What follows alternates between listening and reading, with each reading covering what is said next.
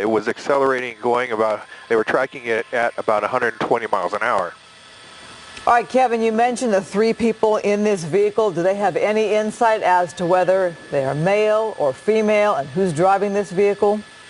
No, at this point they haven't been able to see exactly what the gender is of the driver or the passengers, but you can see here, using the center divider here, northbound on the 5 freeway, just past Colorado, we're coming up on the 134, and so far sticking to that inside lane there. It looks like we're going to stay on the northbound 5 freeway here. We're just passing the 134 now.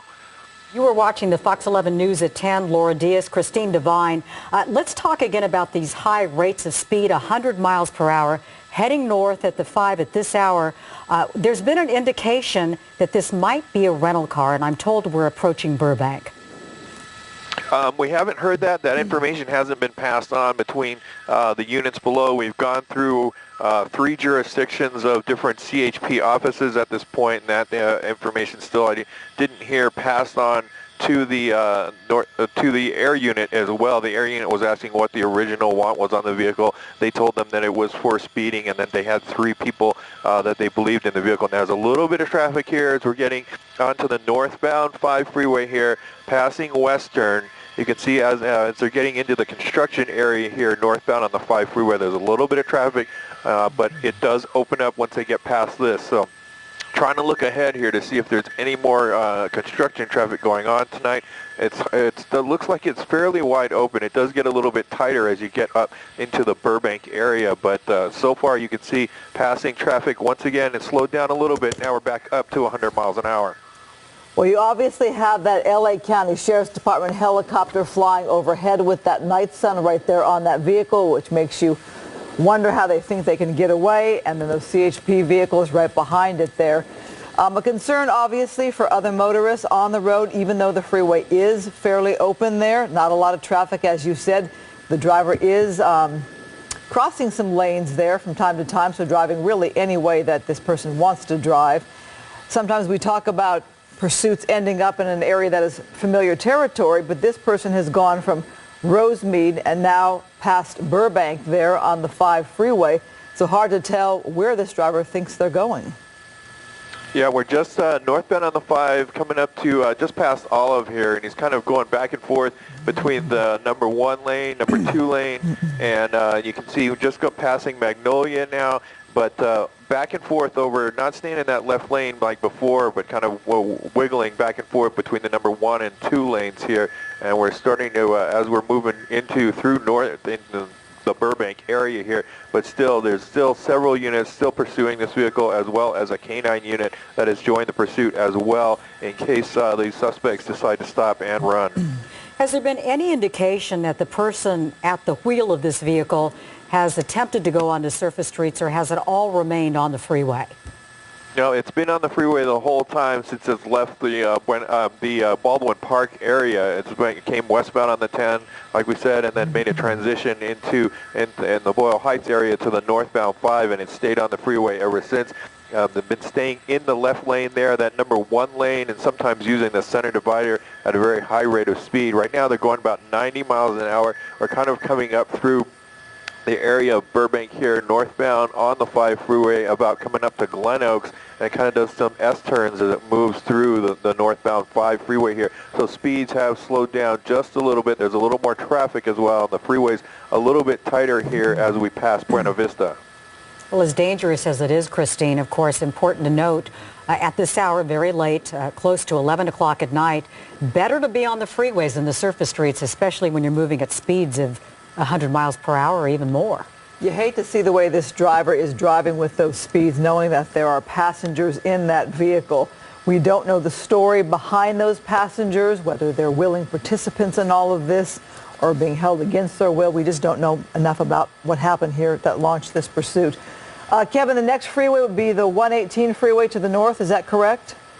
Yeah, we'll be merging up with the 170 freeway in about 3 or 4 minutes here, but we're kind of still making our way northbound on the 5 freeway, coming up to Hollywood Way here. So, but you can see relatively light traffic at this point. Everyone is kind of moving out of the way and over to the right shoulder here, but they're in the carpool lane here. So they are talking about trying to get other units from West Valley Division involved in this because it is starting to move north into both the West Valley and Altadena CHP divisions. So they're trying to get those units in position as well, but still going northbound on the 5 freeway. We just passed Hollywood Way and still tracking this at about 90 miles an hour here. Well, Kevin, you have a bird's eye view. How many black and whites are in pursuit? Well, we've got about 5 of them. There's about 2 that are directly behind the vehicle at this point, and then there's another 3 that are following farther back behind as well. So you have a primary unit that's involved as well as 1 canine that is close in secondary in the pursuit. So they are ready in case these suspects decide to bail out and make a run for it. The flashers, it looks like have turned off, or they've been running with the hazard lights most of the way through this pursuit, but those have been turned off at this point. So we're now northbound on the 5 freeway. We're back up to 100 miles an hour. Traffic is light, and we're going to be coming up to the 170 merge here in just a few minutes, a minute or two, actually, at these speeds. So, Kevin, as we are watching this pursuit, we picked it up on the 10 freeway with CHP following this vehicle. Was this always a CHP call, do you know, or was this on surface streets as well? No, it's been a CHP call ever since the start of it here. They were the ones that initiated this pursuit here to try to stop the vehicle on the 10 freeway. It started about the 10 in Fraser, so that was at that point they tried to. Now you can see the left turn and right turn lights kind of going haywire there, back and forth, and there's a little bit of traffic up ahead now as we make that merge with the 17 here. Traffic is building up just a little bit as we come up. As we coming up to the Sheldon off-ramp here, traffic opened up again here, and the speeds once again are picking up as well. Well, you're there in the North Valley, and what do you think the chances are that they would use spike strips in this situation? Well, it's kind of hard at this point. You can see that there's still a lot of traffic that's on the freeway, and also it's hard to get them into a lane, into a position where they can throw the spike strips. The spike strips usually cover about a lane and a half, so it's hard to get them in position there. But now we moved over to the carpool lane. We've just merged with the 170 freeway, so northbound on the 5 freeway here as we start to make our way into Pacoima. All right. Well, as you pointed out, there are a number of freeways you can take. You've got the 5, you've got the 170, you've got the 118. You could stay on the 5 all the way north of the Santa Clarita Valley and head towards Gorman. We don't really know what the intent of the person is behind the wheel. All we know is that he's been going at very reckless speeds, 100 miles per hour or even greater. And it was the CHP that made the initial call, which means that he was breaking the rules of the road, Christine.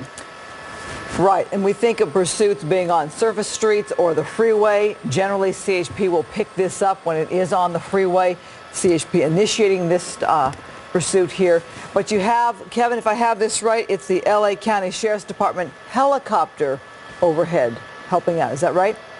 Yeah, the sheriffs got involved in assisting CHP with the pursuit here. They do have a CHP helicopter that is on its way as well to try to get in on this. But still, we're still northbound 5 freeway, just past the Terabella off-ramp. We're coming up to the 118 freeway, but it looks like at this point we're going to stay on the northbound 5 freeway. He's staying in that carpool lane as we're reaching the split here, and we are going to stay on that northbound 5 freeway. He's back into the number 1. There's a little bit of traffic up ahead, but not too much that he can't get around. But now he's over to the number 1, number 2 lane and back and forth, looking ahead there, trying to get around some of this traffic. Speed still at 95 to 100 miles an hour. And Kevin, we have this as a black Mercedes. Can you tell from your vantage point if it is an older model or a newer model vehicle? And it is a car, correct? Yeah, it's a car, and it looks like it is a newer model.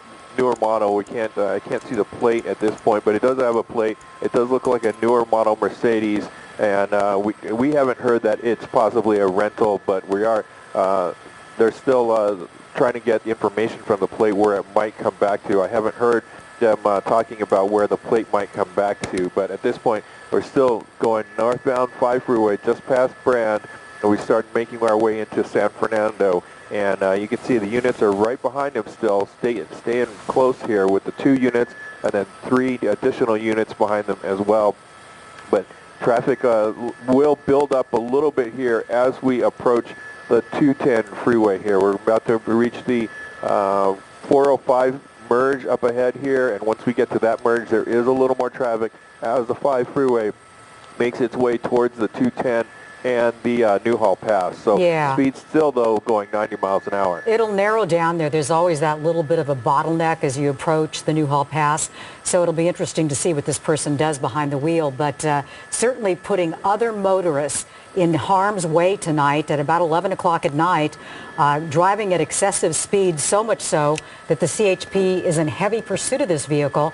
We know that there are 3 people in that car, this black Mercedes, which we think is a recent model, and we do not know why they would go through all these measures to try to evade authorities. Why not just pull over? So we don't know what the backstory is. That always makes you wonder if there isn't something more sinister afoot here. But in the meantime, authorities trying to bring this to a safe ending tonight, shortly before 11 o'clock. Location now is Sylmar.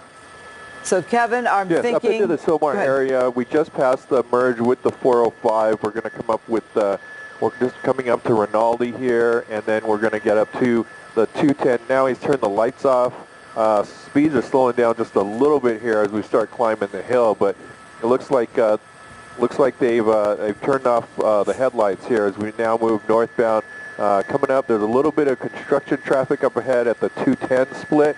But it's not slowing traffic too much here. Staying in that carpool lane and still going 90 miles an hour. Boy, those headlights out, that is truly dangerous. A dark vehicle with the lights out. What advice, if people were driving, happen to be on the 5 freeway right now, what would be the best thing that they could do? I'm sorry, again, can you say it again? I'm saying this is a very precarious situation, Kevin, because you have a dark vehicle with the lights out. What advice would you give to a motorist who was so unlucky as to be on the 5 freeway right now? Well, you know,